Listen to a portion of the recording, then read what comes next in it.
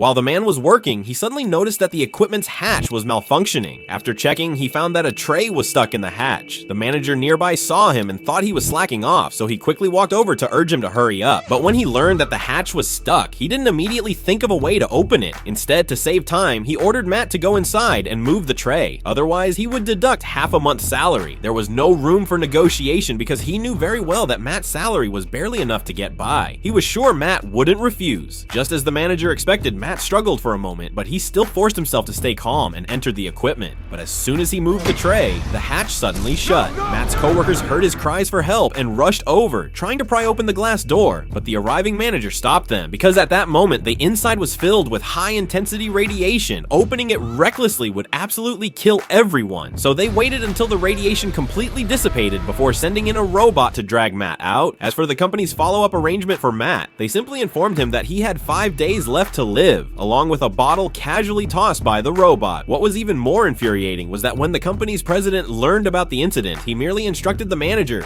I don't want to replace the bedding in there. Just get him out.